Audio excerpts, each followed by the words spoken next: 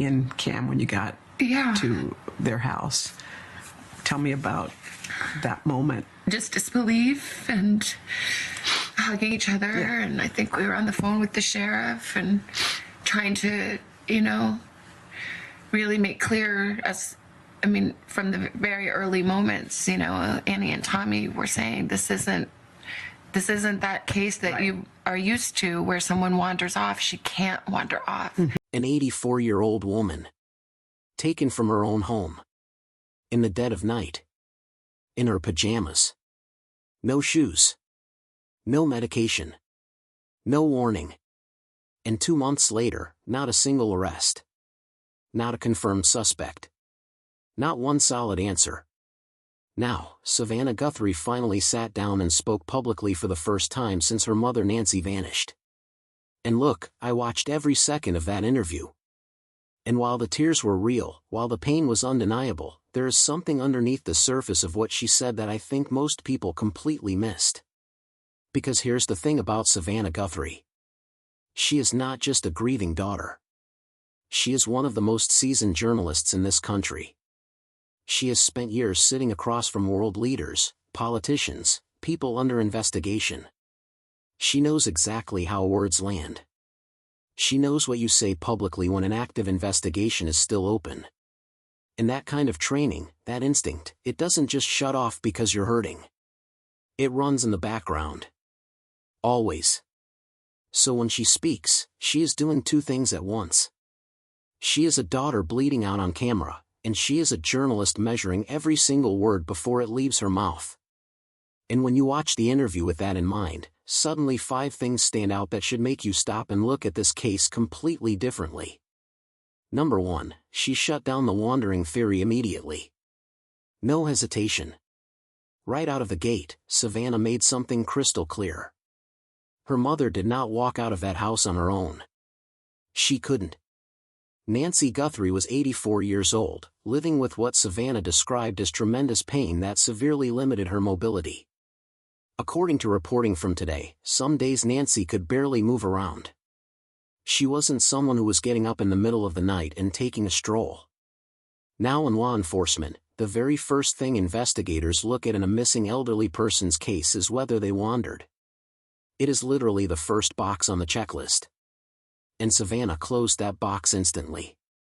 There was no well, we're not sure, or we considered the possibility. It was done. Finished. Off the table. That kind of certainty, that quick, tells you something. It tells you that this family, and almost certainly investigators, knew from the very beginning that this was not an accident. This was not confusion. This was intentional. And that is where this case starts to take a completely different shape than what most people have been assuming. Number 2, the back door. This detail is not getting enough attention. Savannah mentioned, almost in passing, that when her family arrived at the house, the back doors were propped open. Still open. Just sitting there. Now I need you to sit with that for a second, because people hear it and they move on. You shouldn't. Nobody props a door open for no reason. That is behavior. That is intention. That tells you someone was either moving in and out of that property, or multiple people were operating in different parts of the house at the same time. And here's where it gets layered. According to what we know from verified reporting, the evidence suggests Nancy was taken out through the front of the house. Her blood was found on the front porch, confirmed by authorities. So if she went out the front, why is the back door still open? Savannah herself described the scene as immediately feeling wrong, noting that the back doors being propped open combined with Nancy's phone and purse being left behind made the situation hard to explain. International Business Times. This was not chaos. This was not panic. This was a structured scene. And structured means planned. And planned means this was not random. Whoever did this knew that house. Before I continue, you might want to hit the subscribe button for more analyses. Number 3, pajamas, no shoes, no medicine. This is not just emotional. It's analytical. Savannah asked Hoda Kotb, almost desperately, how is it possible that we are having to make a video speaking to a kidnapper who took an 84-year-old woman in the dead of night, in her pajamas, with no shoes, without her medicine? Fox News. That hits you emotionally. But analytically, that sentence tells you everything about how this went down. No shoes means there was no time, or no permission, to grab them. No medication means whoever did this either didn't care whether she survived the next 24 hours, or they moved so fast that nothing else mattered except getting her out of that house. And then there's the part that doesn't get discussed enough. Without her glasses. Without her hearing aids. Think about what that actually means for an 84-year-old woman who already had limited mobility. She would have been completely disoriented. She likely could not fully process what was happening around her. She had no ability to resist, no ability to communicate effectively, no ability to make sense of her environment. That is not vulnerability. That is total control over someone who had zero capacity to fight back. And that tells you that whoever took her understood exactly what kind of person they were dealing with and planned around it. Number 4, she used the word kidnapper. Singular. And that might be the most deliberate word in the entire interview. Here's where Savannah the journalist shows up, and you have to pay close attention. Everything we just talked about, the open back door, the structured scene, the timing, the control, none of that points to one person operating alone. And yet, Savannah used the word kidnapper in the singular when she spoke publicly, saying, "How is it possible that we are having to make a video speaking to a kidnapper who took an 84-year-old woman in the dead of night?" NBC News. Now that could mean two things. Either that is exactly what investigators have told her, that they believe one person was primarily responsible. Or, and this is the part one want you to think about, she chose that word deliberately because it is what she is allowed to say while the case is still active. Savannah Guthrie did not get to where she is by being careless with language. That word choice was not accidental. And whether it reflects the full truth of what she knows, or the controlled truth of what she can say, is a question that this investigation will eventually have to answer. Number 5, the ransom notes. Real doesn't necessarily mean what you think it means. This is the detail that most people took at face value.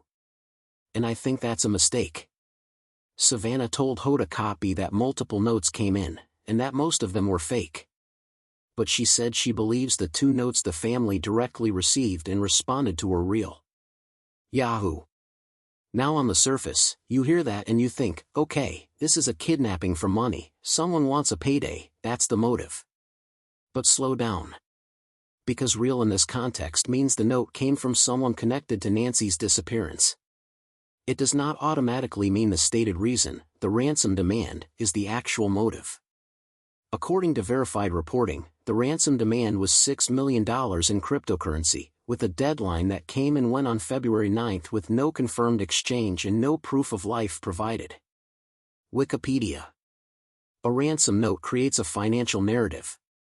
It directs investigators toward money, debt, opportunity. But what if the money is not actually the point?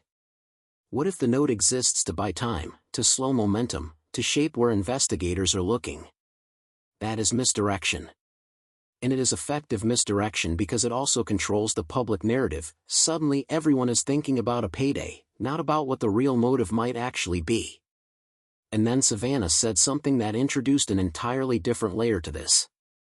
She said she wonders whether her own fame made her mother a target, whether someone saw Savannah's profile and thought Nancy Guthrie was a path to money because of who her daughter is. CNN. If that's true, if Nancy was targeted specifically because of Savannah, then this was never random. Someone studied this family.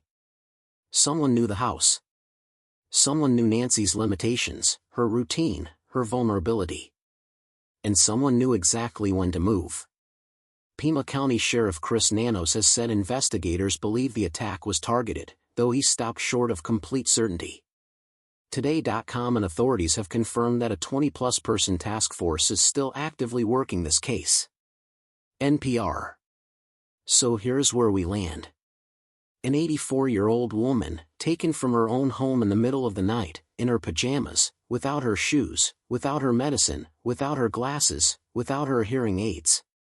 Blood on the front porch. A back door still open. A masked, armed suspect on surveillance footage. Ransom notes demanding millions in crypto. And 2 months later, no arrests, no confirmed motive, no Nancy. Savannah Guthrie sat in front of a camera and told us everything she could. But I think she also told us something else in the spaces between the words she chose.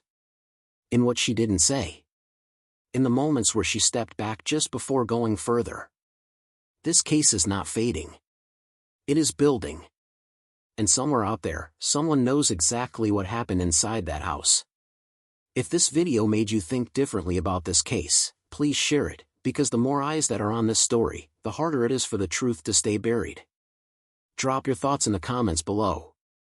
I want to know what details stood out most to you. And if you haven't subscribed yet, do it now, because we are not letting this case disappear. We are going to keep asking questions until Nancy Guthrie comes home.